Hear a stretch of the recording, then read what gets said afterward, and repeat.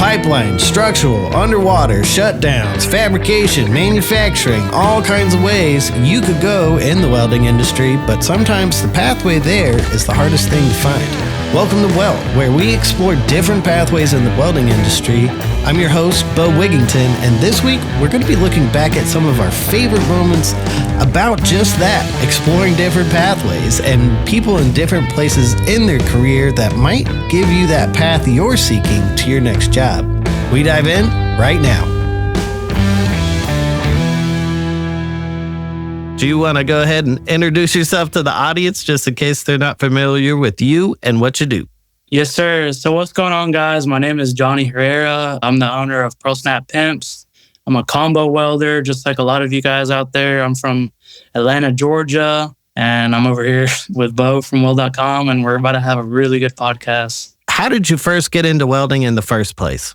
Back when I was like 17, I was doing fiber optics, digging ditches, doing a lot of digging. And my cousins were in welding right out of high school, and they went to Tulsa. They graduated and stuff like that. And they started making some money, and they started showing me some paychecks. I'm like, man, that's some crazy money right there, and I'm over here. I thought $12 an hour digging ditches was like, I thought I was doing good as a 17-year-old. And I saw his paychecks. I was like, dang. So immediately I started looking for some welding school to go to. And they're like, man, there's this new school that's coming out that's been out for a little bit. It's like their first or second year is Kentucky Welding Institute.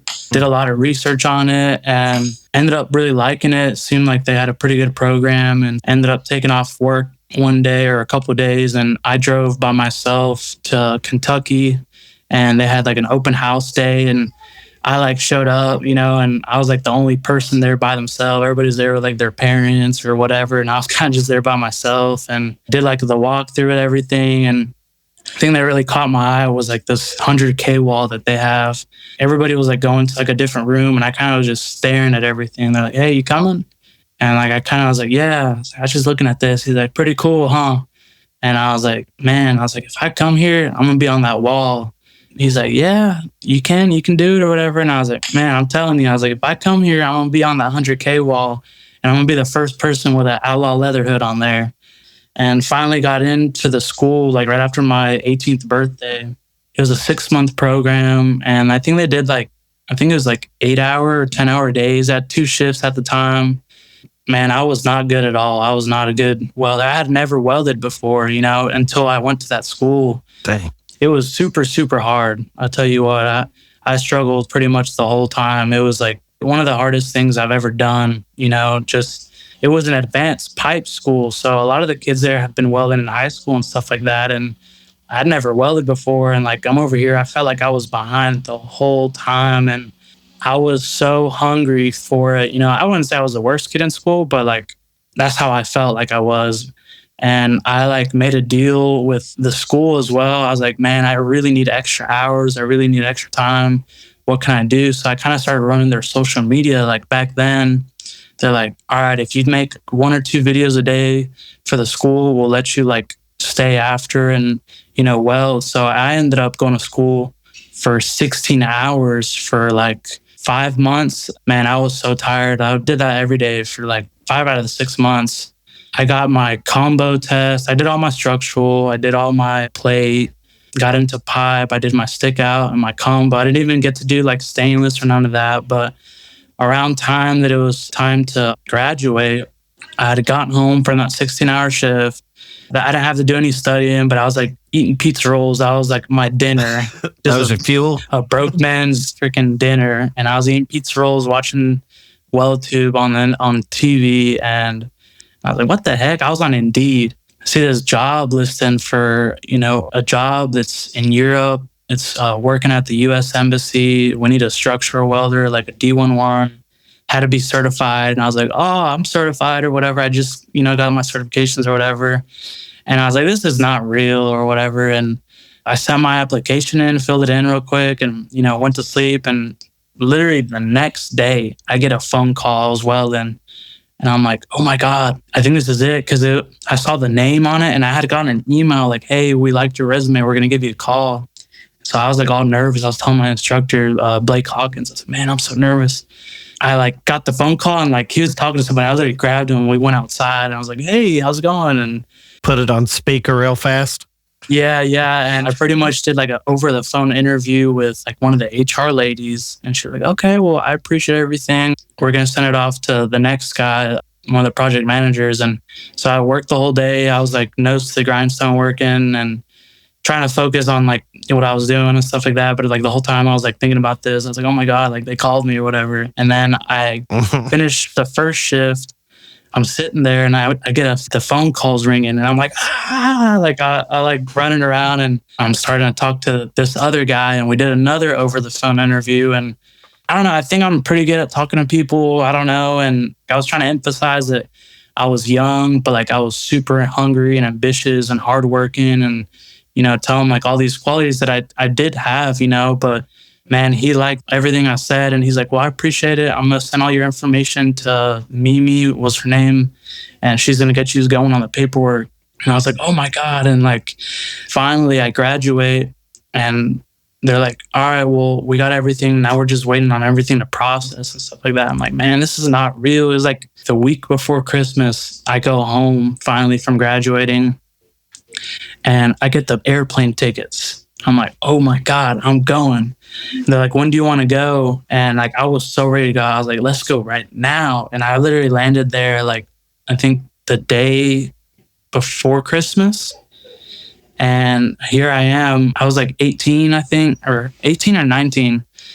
I'm over here. I just landed in Europe, like in another country that I've never been before. I don't know anything about this place. And I get introduced to like everybody over there. And man, it was like mind blowing that like I just got flown over here. Like I don't even know what I'm getting into. Yeah. Long story short, we ended up working there. I was lead welder over there and I had like 4 helpers that were like Romanian, Turkish, and like from different countries. And like, I was like having to fake it till I make it. Cause like I knew how to like do construction. I know how to do all this, but I've never been on a welding job before. And then neither have I like looked at like prints and like kind of gone off it.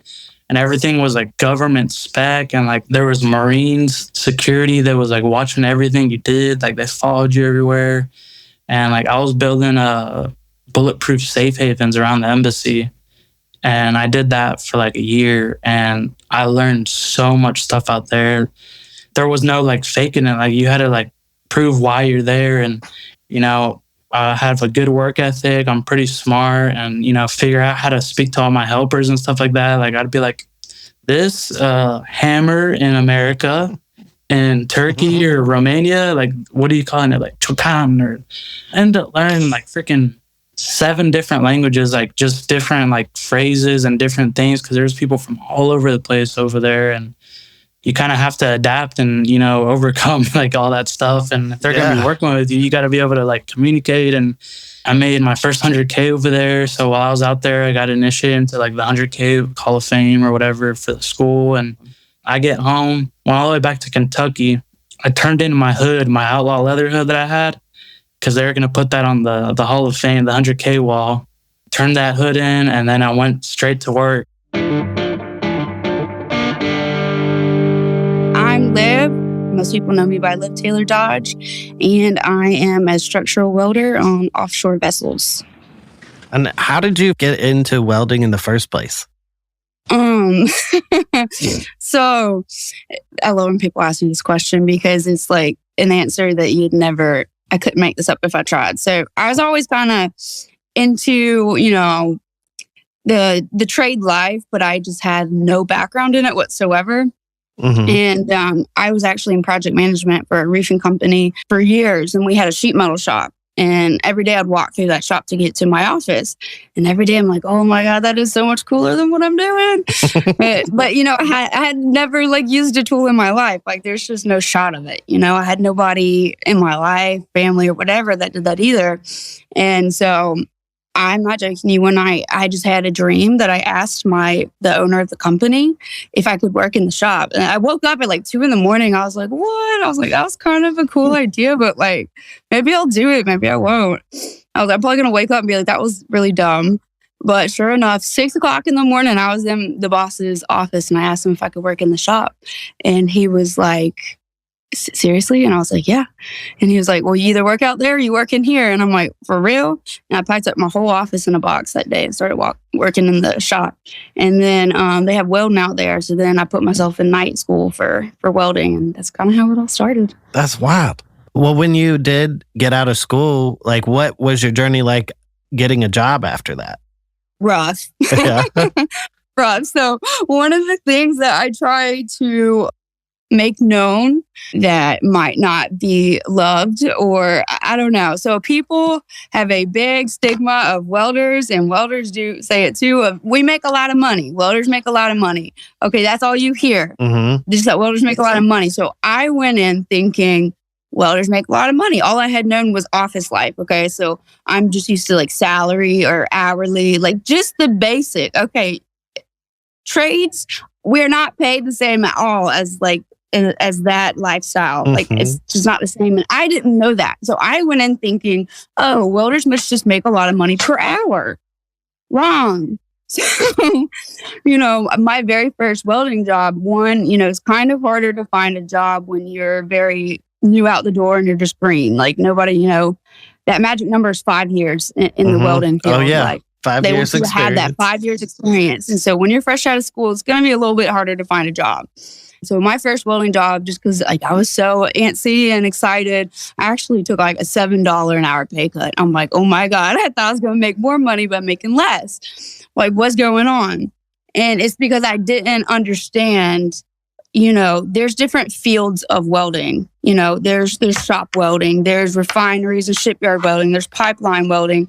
And yes, there's money in the field and welding, but it's because there's the opportunity for money in welding, meaning per diem, meaning overtime. Like if you're a dental assistant, you're not getting, 40 hours of overtime offered to you. That's why there's money in welding, because you want 40 hours of overtime this week? Done. Like that's why there's money there. And I didn't know all that going in. That's something I try to explain to people, because would I have changed what I've changed going into welding had I known that back then? Probably not. I love what I do. But would I have changed my route or my path going into welding? Absolutely. Because it's like I had to learn all that firsthand, my first few years of being in welding. So I would tell everybody, like, really try to find other people to talk to and learn as much as you can so that you can find the right path for you. Because I went in thinking, oh, I'm going to make like pipeliner money, and that's not the case. And for me, that's not even an option, because like I've got 2 sons at home and I can't just go on the road for, months at a time. So it's like, you got to find the give and take of it. What's going on, everybody? I'm Kenny Stu. I'm a combination rig welder out of Houston, Texas, and I'm looking forward to chatting it up. Well, okay. So how long have you been in the industry so far? So I'm a pretty young guy. I don't have all the experience in the world, but 5 years consistent. I've spent my time traveling. I've spent my time working in the shop amongst some of the veterans, even though I'm a younger guy.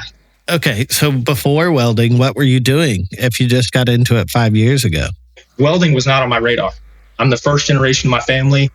To be honest with you, my path was supposed to be music school. And what had happened was the San Francisco Conservatory of Music reached out to me and my family and had us come out there and tour the campus. And they were showing me the hall and all the $1 million cellos I'd be playing. And they were really trying to get me to make a decision right there on the spot. Well, as we were flying back home, my mom was like, what do you want to do? And I'm like, right there on the plane, I was like, I don't think I want to, depend on music to make money. I don't see necessarily playing in a symphony being the vehicle to take me to where I want to go, So for me, 4 years of college to get a piece of paper saying I could play an instrument I could already play wasn't too enticing to me, So I said, let's scratch that. And welding, like I said, welding was not on my radar. I wasn't even thinking about it. I was just like, I want to go make money. Make a long story short, basically went back home, went and worked in a retail store for a little bit. There was a lot of guys coming in spending a lot of money, like my 2-week paychecks on clothes. And I'm like, man, what do y'all do? And they're like, oh, I'm in construction. I'm in this. I'm in welding, HVAC. And I'm like, that's what I should be doing. So I looked into welding school and took off, and the rest is history. Oh, and there's a bunch of different pathways. And you specifically, you've found yourself in the kind of rig welder, specialty welder world. So can you explain? Because a lot of people, they think when you think either a rig welder, you'll think a pipeliner. It's like that's where a lot of people, their first thought is rig welder, they're a pipeline welder, but you could be a specialty welder. So can you explain the differences? Yeah, definitely. So I'll just say that I've spent the last 4.5 years as a single hand welder.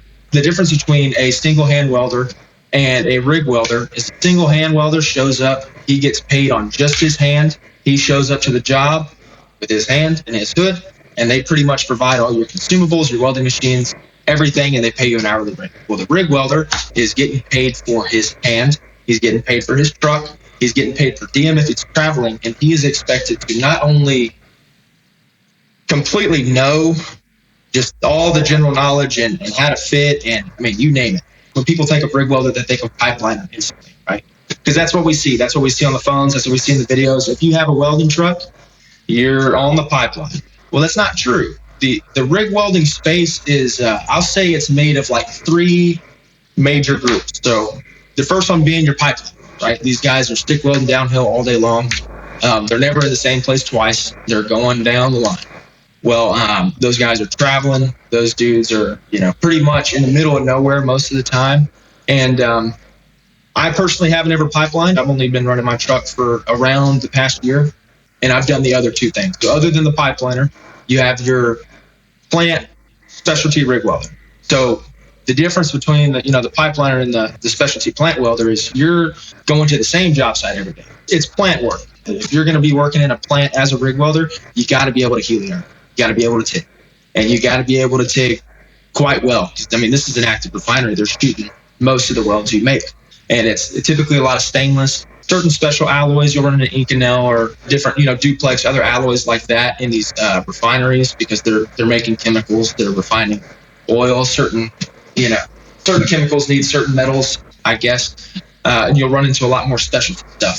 So that's another aspect. And I would say the third one, just to sum it up really quick, is just the guy running his welding company. He's got that little welding business. He'll go fix your gate. He'll go, they'll do anything, no less than $400. Yep. They'll be out. They'll be there. The machine don't start till $400. Yeah. For people that might not be familiar with who you are and what you do, you want to introduce yourself? So my name's Hunter Wilson. I go by Texas Pipeliner 35 on Instagram and Professor Wilson on TikTok. I'm a welding instructor here in South Texas. I'm also a rig welder down here in South Texas. So I stay pretty busy.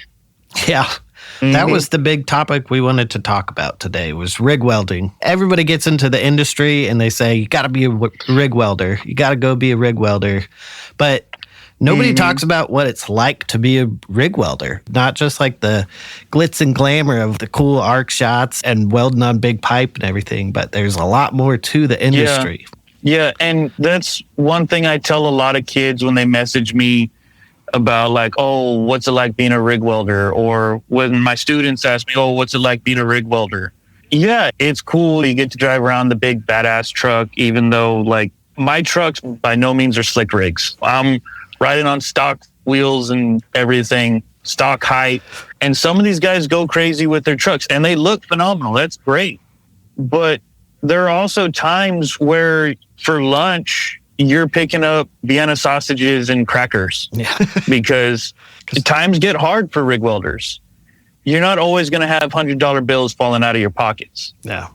And if you're one of those guys who does go out and spend $30,000 on just rims and tires, like you're going to have some hard times. Yeah. You got to put the money where you need it, like progressing your career. Yes. And there's nothing wrong with you want to put a 6-inch lift and American Force rims on your truck. That's all good and well.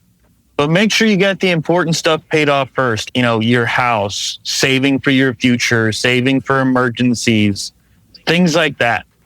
Do not get crazy with your money. Learn to get good with your money. If you do not absolutely have to have it starting out, don't buy it.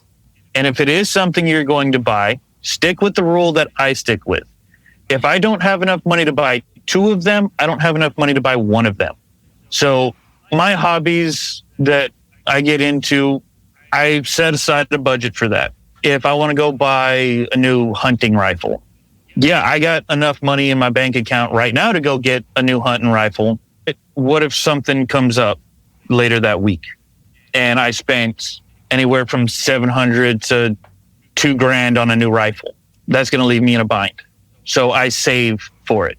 Set aside a budget for things and do it slow, do it small. So that way you have more money to put towards the important things that you absolutely have to have. My name is Joel Welch. I'm also known as Welch Welding on TikTok and Instagram. And I am a pipeliner through and through. And it's in my blood. It's something that I've just recently started a few years ago and just grew to love it. And haven't done anything other than pipeline since I started pipelining. So started out in a plant, did that type of thing and went from there. And now it's just strictly pipeline. Kind of the big goal, and a lot of students and a lot of people that are trying to get into welding, they're like, I want to be a pipeliner. You're not going to graduate welding school and go right out there on a pipeline. It just, unless your daddy's the weld boss, it's not going to happen. It's just, you'll get out there as a helper maybe, and that's fine. You got to pay your dues. But I never was a welder helper on a pipeline because I did all that elsewhere. I did the helping and the labor and all, starting out in the plants and doing all the millwright stuff. So I had already got that part out of the way and already been welding for 3 or 4 years before I started pipelining. People that are interested in getting into pipelining or just rig welding in general, like what would be your biggest advice for them? The biggest advice I got for somebody that wants to be a rig welder or a pipeliner or both, you got to really have a passion for what you're doing, because if you're a rig welder or a pipeliner, all you got is your name. So everything you do affects the work you're going to get and the name that you make for yourself. So people are going to be able to tell if you really take pride in your work, if you leave with work or not. So you need to know that you love what you do before you just jump out there and make a bad reputation for yourself. So if you're not sure yet, go do some other stuff that's not so tight knit, because the pipeline is like everybody knows somebody that knows you. If you're in the industry, everybody knows everybody. If they don't know you, they know somebody that does know you. And all this stuff gets talked about on all these jobs, and people remember jobs from 10 years ago. And, you may have repaired out on that job because you got out there and you wasn't ready. Well, that stuck with you for 10 years, and this group of people is not going to want you on their job because they heard about that. So it's just something that you need to make sure that you're ready before you get into it. There's a lot of other stuff that you can do that's not so intense, to just make sure that you really want to do it before you jump head first into it. If you're trying to pick up new skills and processes to get into different industries that you might not be in right now, a great place to start is the American Welding Program. And because you're watching the podcast right now, if you use code WELD20, you'll save 20% on any of the courses or materials on there if you go to AmericanWeldingProgram.org. Now, let's get back to the show. My name's Keenan Maines. I'm a welder fabricator. Currently, I'm building marine exhaust for a pretty large exhaust company in Fort Lauderdale, D'Angelo Marine Exhaust. And I've been doing this for about 35 years. So right out of high school, tried my hand at college. It failed. I maybe lasted 3 months. Realized that wasn't for me. For people who don't know what they want to do for a living, getting a job in a manufacturing facility of any kind is going to open doors for so many operations: machining, layout, drilling, painting, doing finish work. And I'm telling you, like I walked in the door, scared, young, around all these grown men, And it was a little unnerving to be in that environment because there's so many people, so much stuff going on. But man, if you don't know what you want to do, it's a perfect environment because you can just sit back and watch and see what other people are doing and say, man, I think I might want to do that. That looked interesting. I never saw that. And so it opened my eyes up. As a kid, I built models. I raced dirt bikes. So, I was mechanical. I had bicycles. So I had that mechanical aptitude. But past that, I did not know what I wanted to do at all. So it was really great that I got that job because it gave me my foundation for what I have today. From there, you said you were there for 6 years and then you transitioned to a new, you had a pretty exciting opportunity come up. Yes. Imagine back in the 80s, my wife was making $4.50 an hour. I'm making $4.50 an hour. So together we're making $9 an hour. We have a kid, an apartment, cars, the whole thing. We're trying to survive. And so as I went through my journey there, I got at this company, I got up to I think I was making $8 an hour. My neighbor, he worked at a car wash manufacturer building Sonny's touchless car wash system, massive global company. And this place was kind of small back then. There was only 4 people working there. And he's like, well, I have a need for a welder and you have to be able to weld MIG weld aluminum. And I'm like, well, dude, I don't know how to even think about that. I've never even seen what that is. And so I'm thinking to myself, well, MIG welding, how much different could it be? And man, it was way different. So he's like, well, I think if we get you in there in the shop, we'll go there at nighttime when the place is closed. I have keys. He said, we'll figure it out. And so we go there one night, 9:00 at night, and we fire up these machines and I'm fumbling through it. He's like, no, it doesn't sound right. It needs to sound a little more crisp.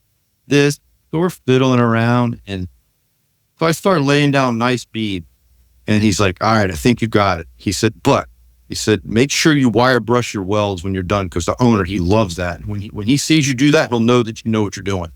And sure enough, I show up the next day so scared and nervous because, I'm getting ready to quit my job, to go to some place I don't know anything about it. And it was a pretty scary experience. But yeah, he hired me. He even saw that I brushed my welds. He's like, oh, he hit the guy mark in his arm. He's like, see that? He knows what he's doing. And I BS'd my way right into the door of that place. And I'm going to tell you, they would bring pallets full of welding wire, 1-pound spools of aluminum, pallets. I'm talking 4 foot by 4 foot. And I'd go through those easily in a month. They had a TIG welding machine there as well. And they had a guy, funny enough, the guy who worked there, his name is Gene Goodyear. His great-grandfather is the founder of Goodyear Tire. And he's a drag racer. And he built chromoly race drag racing chassis. So this guy knows how to TIG weld, but he wouldn't show me nothing. Yep. Every time I'd ask him a question or anything, he was older than me by quite a bit, probably 25 years older than me, old timer. And he wouldn't show me nothing, but he ended up getting injured and now I was up. And so all we really did was weld couplings onto tubes, but they had 55-gallon drums full of couplings. The guys would fish mouth out and I'd weld spray bar all day, every day for a month, TIG welding around the coupling. So I got really good at that. And basically I was there about 9 months. I did that. That was it. Had a little falling out with the owner and I had to leave. So that brings up the next journey that I was going to go on to. I jumped right into the marine industry, which is a completely different animal, I found out. So, and the story of getting that job, I thought that was pretty hilarious. It was crazy. So here I am. I left a 6-year career. It was kind of going to be a career with all these benefits to this little podunk shop that I was scared to go to. And I get into a beef with the owner over my pregnant wife. And so I get mad. I'm young. I lose my temper. I tell him what's up and then I leave. I just walk out the door. One of the things, control your emotions. I've been learning that lesson my whole life. So yeah, now I find myself in my car, no job, with a toolbox and a welding helmet. So I'm driving around that same industrial park. I'm driving around, putting in applications, trying to get a job because I'm scared to death now. I have a wife at home that's getting ready to have a baby, right? Yeah. 9 months pregnant. And I just quit my job. I walked into D'Angelo's. I've seen this place buried in the back of a little tiny warehouse. And I go back there and I walk in the door. I'm scared. I see a gentleman, MIG welding, stainless steel, looked like a exhaust pipe. I guess that's what it was at the time. So I walk by him and I go in the office and I say, I'm looking for a job. Do you have any openings? She's like, yeah. Do you know how to MIG weld? And I go, well, I said, I was looking at that guy out there. I think I can MIG weld better than him because I really was pretty good at MIG welding. And she just starts laughing in my face. And she's like, oh my God, you got to come with me right now. So she walks me out to this guy that I passed. And she goes, yeah, you're not going to believe this, but this kid says he can MIG weld better than you. And Jim just puts his helmet off. And he looks at me. He goes, man, I sure hope so, because I'm sick and tired of doing this. I said, go ahead. Let's see what you got. So I did. I laid down a nice bead, and he's like, you're hired. When can you start?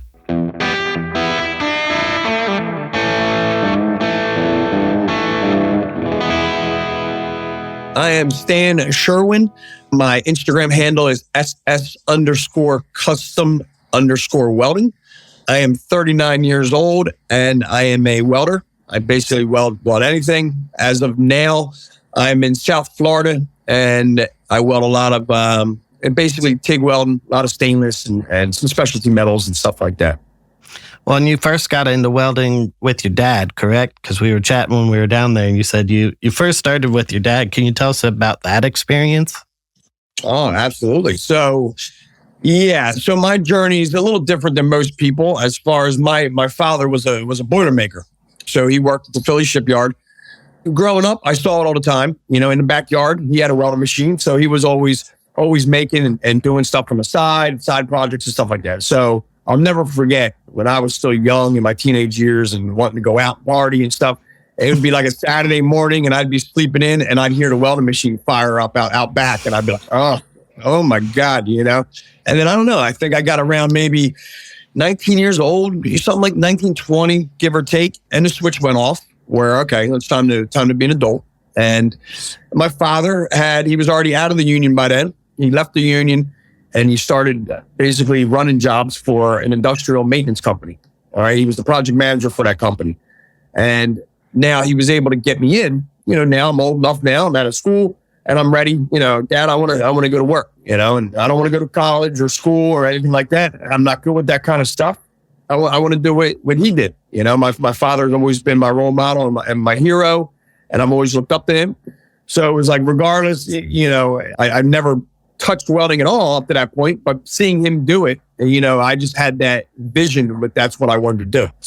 So yeah, he was working for a company, industrial maintenance company, and he was able to get me in as, as a son-in-law, but as a mechanic.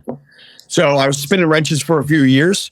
And then on a lot of the lunch breaks and stuff like that, we would, my father would be running a job and, he was very good at pipe. So he would get a lot of pipe jobs and stuff, and he'd be running the jobs and I would take all the scraps and stuff like that and practice on my lunch breaks and then take some of the scrap pieces of pipe, take them home, practice with the welding machine he had there and so on. When you were practicing on that scrap, what were you focusing on? Because I feel like that's something a lot of people, when they want to teach themselves or practice, what kind of exercises were you doing that made you get better?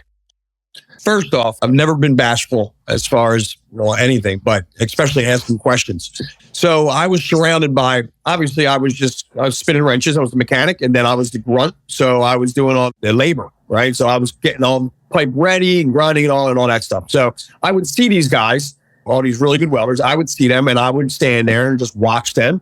And I remember always thinking to myself, like, man, I know I can do that. I mean, it just looks, if my father can do it, I know I can do it, and it doesn't look like it's that hard. It's in your blood. Yeah, 100%, man. It's in my blood.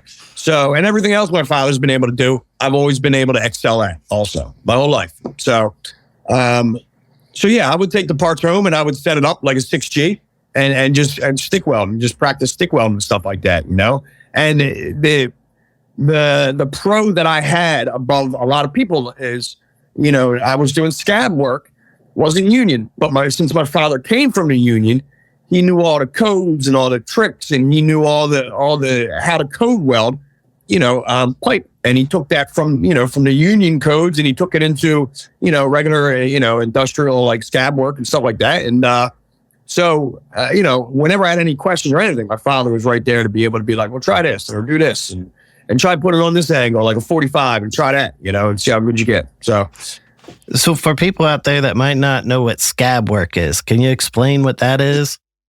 Yeah, I mean, I guess that's code for anything that's not union, basically. So if you're in the union, then, there's a lot of hate on people that aren't in the union and vice versa, but, hey, work's work, and what to each their own, My name is Laura King. I am from New Jersey, born and raised in Hunterdon County. I'm a pressure pipe welder. I'm currently a steam fitter with local union 475 out of Newark, New Jersey. But I've been kind of all over the place. I've only been with the union for a little over a year now. So that's interesting, new to me. Yeah. Yeah. I've been in the trade overall welding for almost 10 years now. That's some time. Some time under your belt.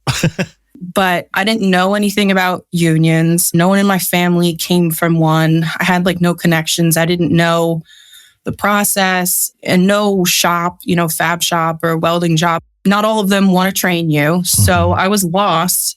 What was the steps of joining the union? I have to say, and I've heard quite a few people say this, on your podcast as well as others, it's really about who you know and timing and just reaching out, and sometimes, just striking conversation. So when I was in Oklahoma, I started talking with a few people that I had gone to high school with who are now in local 475. And I was asking them, I'm like, hey, how did you get in? Do you like it? Do you think I could join it? Do you know anyone that's kind of transferred in? Just asking the questions. They basically, everyone that was in it had started. It's a 5-year apprenticeship program. And they had all, started as first years and been there for 5 years. And so now they were welding, but it had taken them 5 years.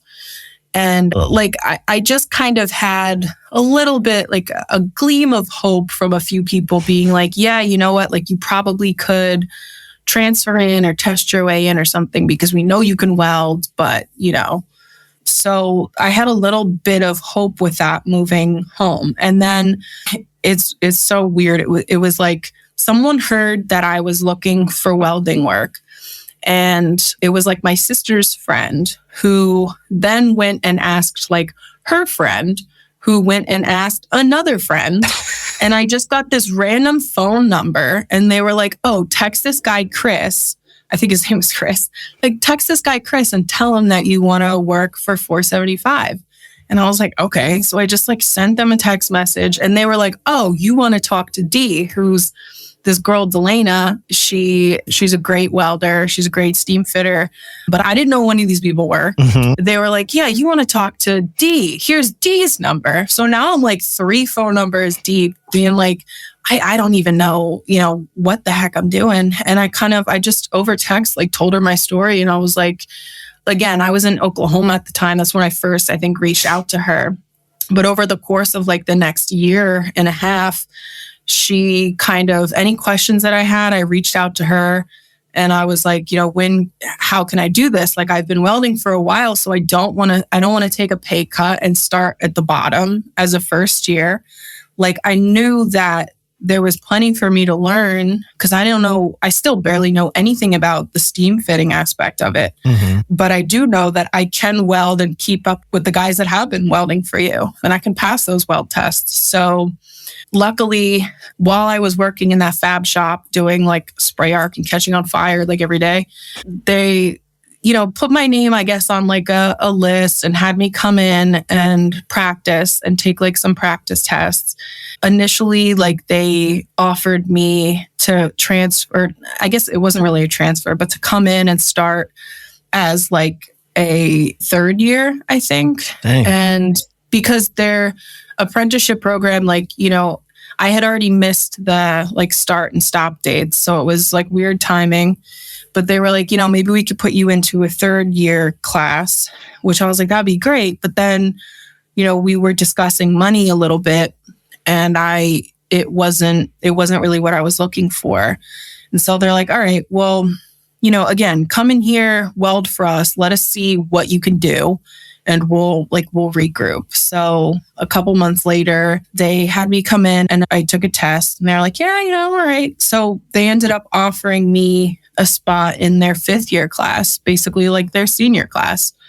And I was like super grateful. I was like, absolutely. But I have to say, I mean, first of all, that it started slowly. Like I got accepted, I guess you'd say, but I didn't go to work for them right away because there was not a lot of work. We were still dealing with the COVID thing. Things were still slow.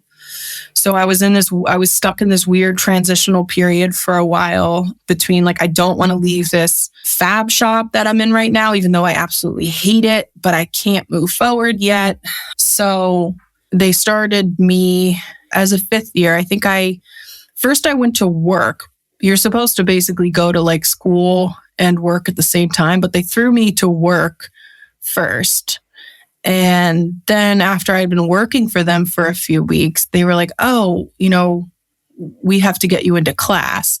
So the whole thing was like just a roller coaster of like, I didn't know where I was supposed to be. I didn't know, I didn't know anyone. I didn't know my place yet. It was really confusing. Not the typical way most people will join the union. Exactly. There weren't a lot of people that could answer the questions that I had because most people don't do what I did, Yeah. And there was actually one like foreman that I had at my first gig with them. He said that he was a transfer as a 5th year. I think he might have been in a different union first, but he came in. But it was comforting knowing that like, okay, the first guy I'm working with he told me what to expect. He was like, I'll tell it to you straight. People are going to have a problem with you coming in like late. Like, all of these guys who have started as 1st year apprentices, like when they were 18 years old, they don't think it's right that people come in here and start like you did. And you're going to have to deal with that. You're going to hear about it, which I have. I've gotten plenty of like attitude from people over it.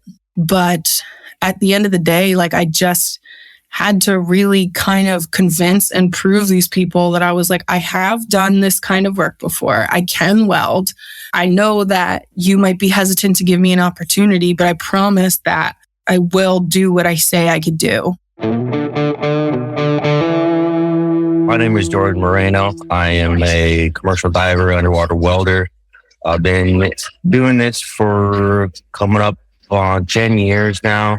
I've been in the welding trade itself for probably around 14 years and then got into this commercial diving thing at the end of, I believe that would be like 2011 or 12.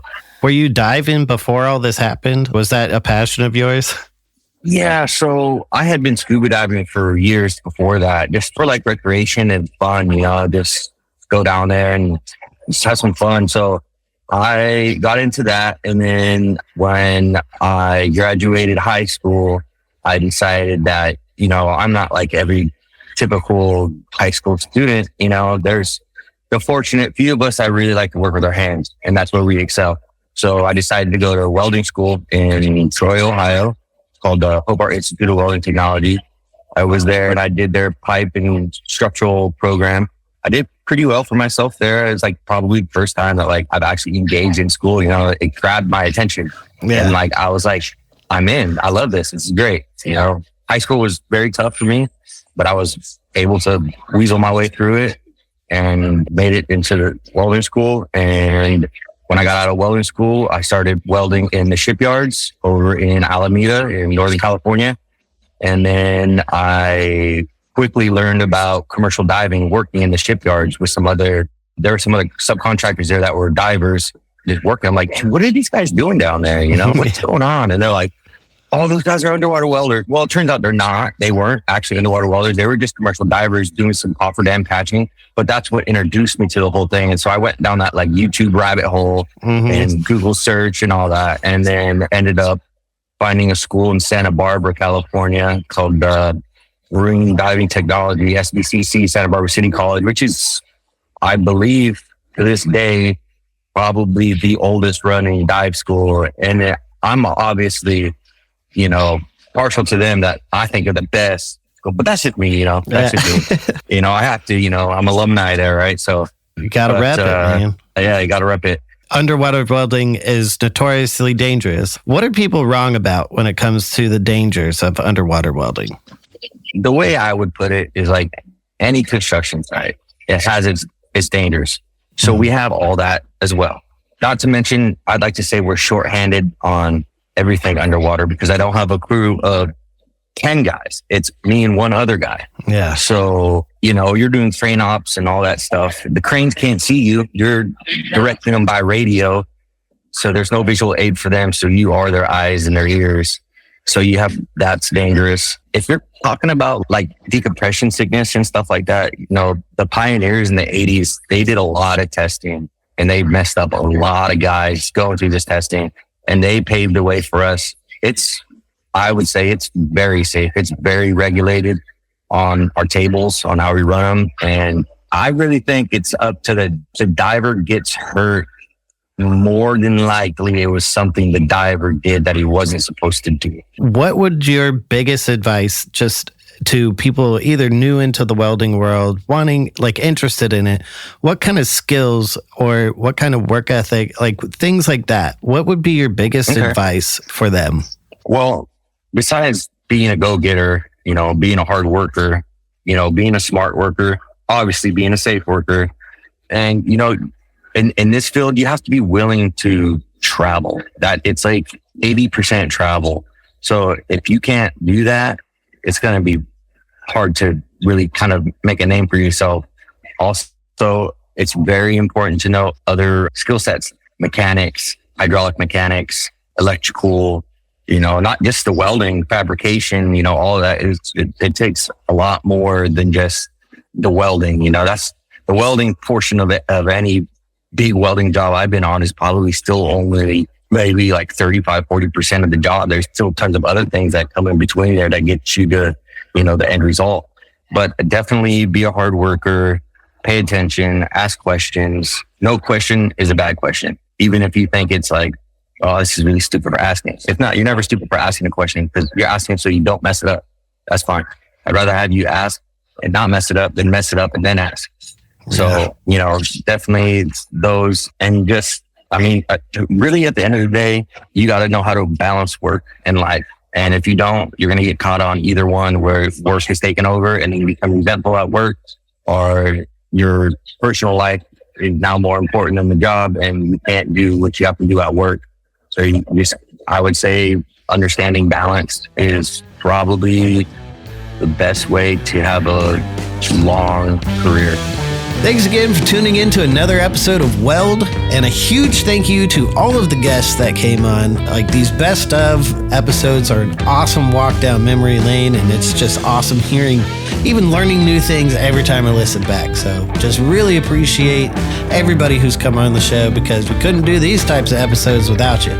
I also want to say a huge thank you to the American Welding Program for making the show possible, but also giving us all a 20% off discount using WELD20 on courses or any kind of material you want to learn on the website. So go check it out, AmericanWeldingProgram.org. Next week is going to be the final episode of our Best of episode series, and we're diving into inspection, certification, all the more technical sides of the welding industry.